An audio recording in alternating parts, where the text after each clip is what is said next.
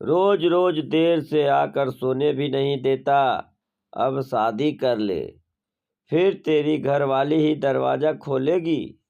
आधी रात का गहरा सन्नाटा, दूर कहीं थोड़ी थोड़ी देर में कुत्तों के भूकने की आवाजें उस सन्नाटे को चीर रही थी। ऐसे में भी सभी लोग नींद के आगोश में बेसुध सो रहे थे।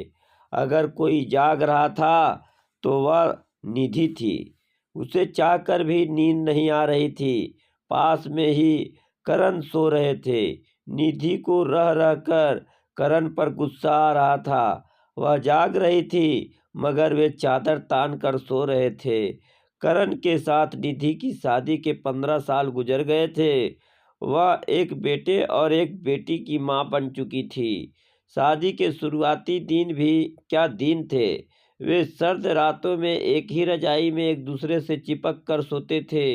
ना किसी का डर था, ना कोई कहने वाला। सच उस समय तो नौजवान दिलों में खिंचा हुआ करता था। निधि ने तब करण के बारे में सुना था कि जब वे कुंवारे थे तब आधी आधी रात तक दोस्तों के साथ गपशप किया करते थे।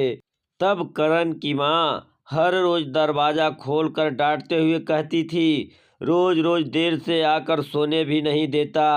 अब शादी कर ले, फिर तेरी घरवाली ही दरवाजा खोलेगी।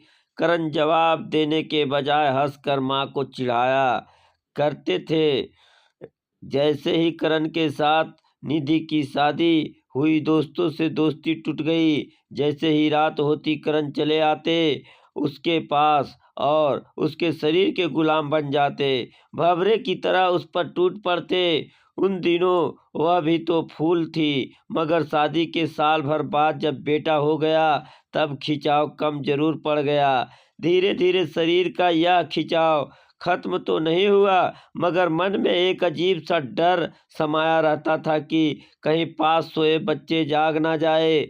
बच्चे जब बड़े हो गए तब वे अपनी दादी के पास सोने लगे। अब भी बच्चे दादी के पास ही सो रहे हैं। फिर भी करण का निधि के प्रति वह खिंचाव नहीं रहा जो पहले हुआ करता था।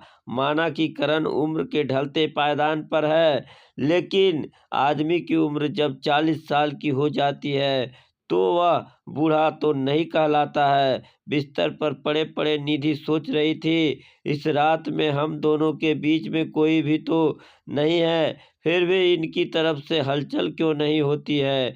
मैं बिस्तर पर लेटी लेटी छटपटा रही हूँ, मगर मेरे जनाब तो मेरी इच्छा को समझ ही नहीं पा रहे हैं। उन दिनों जब मेरी इच्छा नहीं होती थी तब ये जबरदस्ती किया करते थे। आज तो हम पति पत्नी के बीच कोई दीवार नहीं है, फिर भी क्यों नहीं पास आते हैं। कैसी दूरियां। निधि ने सुन ही नहीं रखा है, बल्कि ऐसे भी तमाम उदाहरण देखे हैं कि जिस आदमी से औरत की ख्वाहिश पूरी नहीं होती है तब वह औरत दूसरे मर्द के ऊपर डोरे डालती है और अपने खूबसूरत अंगों से उन्हें पिघला देती है।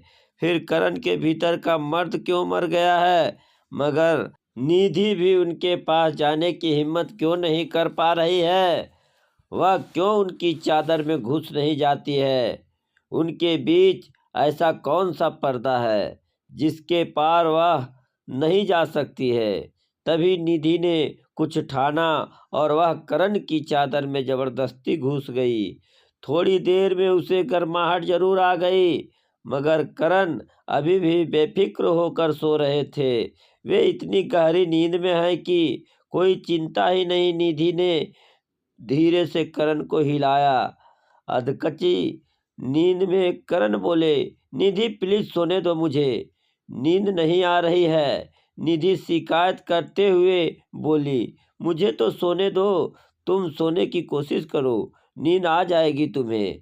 करण नींद में ही बड़बड़ाते हुए बोले और करवट बदलकर फिर सो गए। निधि ने उन्हें जगाने की कोशिश की, मगर वे नहीं जागे। फिर निधि गुस्से में अपनी चादर में आकर लेट गई, मगर नींद उसकी आंखों से कोसों दूर जा चुकी थी। सुबह जब सूरज ऊपर चढ़ चुका था तब तक निधि सोकर नहीं उठी थी। उसकी सास भी घबरा गई। सब से ज्यादा घबराए करण। माँ करण के पास आकर बोली, देख करण, बहू अभी तक सोकर नहीं उठी, कहीं उसकी तबीयत तो खराब नहीं हो गई। करण बेडरूम की तरफ लपके, देखा कि निधि बेसुध सो रही थी। वे उसे झकझोरते हुए बोले, निधि उठो, सोने दो ना, क्यों परेशान करते हो। निधि नींद में ही बड़बड़ाई। करण को गुस्सा आ गया और उन्होंने पानी का एक गिलास भरकर उसके मुंह पर डाल दिया। निधि घबराते हुए उठी और गुस्से से बोली, सोने क्यों नहीं दिया मुझे, रात भर नींद नहीं आई, सुबह होते ही नींद आई और आपने उठा दिया, देखो कितनी सुबह हो गई। करण चिल्ला कर बोले। तब आंखें मसल कर उठते हुए निधि बोली, खुद तो ऐसे सोते हो कि रात को उठाया तो भी ना उठे और मुझे उठा दिया। इतना कहकर वह बाथरूम में घुस गई। यह एक रात की बात नहीं थी, तकरीबन हर रात की बात थी। मगर करण में पहले जैसा खिंचाव क्यों नहीं रहा, या उससे उनका मन भर गया। ऐसा सुना भी है कि जिस मर्द का अपनी औरत से मन भर जाता है, फिर उसका खिंचाव दूसरी तरफ हो जाता है। कहीं करण भी नहीं, उनके करण ऐसे नहीं। सुना है कि मोहल्ले के ही कृष्णा प्रसाद की पत्नी मंजू का चक्कर उनके ही पड़ोसी अजीत के साथ चल रहा है। यह बात पूरे मोहल्ले में फैल चुकी थी। कृष्णा प्रसाद को भी पता थी, मगर वे चुप रहा करते थे। रात का सन्नाटा पसर चुका था। करण और निधि बिस्तर में थे। उन्होंने चादर ओढ़ रखी थी। करण बोले, आज मुझे थोड़ी ठंड सी लग रही है, मगर इस ठंड में भी आप तो घोड़े बेचकर सोते रहते हो। मैं कितनी बार आपको जगाती हूँ, फिर भी कहाँ जागते हो।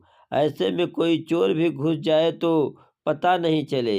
इतनी गहरी नींद क्यों आती है आपको। अब बुढ़ापा आ रहा है निधि, बुढ़ापा आ रहा है, या मुझसे अब आपका मन भर गया है। कैसी बात करती हो। ठीक कहती हूँ, आजकल आपको ना जाने क्या हो गया। यह कहते हुए निधि की आंखों में वासना दिख रही थी। करण जवाब ना देकर निधि का मुंह ताकते रहे। निधि बोली, ऐसे क्या देख रहे हो, कभी देखा नहीं है क्या। अरे जब से शादी हुई है तब से देख रहा हूँ, मगर आज मेरी निधि कुछ अलग ही दिख रही है। शरारत करते हुए करण बोले, कैसी दिख रही हूँ, मैं तो वैसी ही हूँ जैसी तुम ब्याह कर लाए थे। कहकर निधि ने ब्लाउज के बटन खोल दिए। हाँ, आप अब वैसे नहीं रहे जैसे पहले थे। क्यों, भला मुझ में बदलाव कैसे आ गया। अचरज से करण बोले, मेरा इशारा अब भी नहीं समझ रहे हो। कहीं ऐसा ना हो कि मैं भी कृष्णा प्रसाद की पत्नी मंजू बन जाऊं। अरे निधि, कृष्णा प्रसाद तो ढीले हैं, मगर मैं नहीं हूँ। कहकर करण ने निधि को अपनी बाहों में भरकर उसके कई चुंबन ले लिए। उसके बाद उसके नींबू को पकड़कर दबाने लगे। दबाते दबाते उसके जिस्म का पूरा कपड़ा खोल दिए और अपने हाथों से उसके जिस्म को सहलाने लगे। सहलाने का प्रभाव ऐसा पड़ा कि निधि उसके शरीर के सारे कपड़े उतारने शुरू कर दिए। अब दोनों में ऐसा लड़ाई हुआ कि केस कोर्ट तक चला गया। कोर्ट में इस केस को लेकर अब हर दिन बहस होती थी। कोर्ट के जज साहब थोड़ा उम्र दराज हो गए थे। इसके कारण उनको परेशानी महसूस हो रही थी और गुस्से में एक दिन जज साहब ने ऐसा कर दिया कि दोनों वकील को साथ लेकर कोर्ट को तोड़कर रोड बना दिया। अब उस रोड पर धकाधक गाड़ी चलने लगी। कहानी आपको कैसी लगी, कमेंट के माध्यम से हमें ज़रूर बताएं और ऐसे ही कहानी सुनाने के लिए मेरे चैनल को लाइक और सब्सक्राइब ज़रूर करें। धन्यवाद मेरे दोस्त।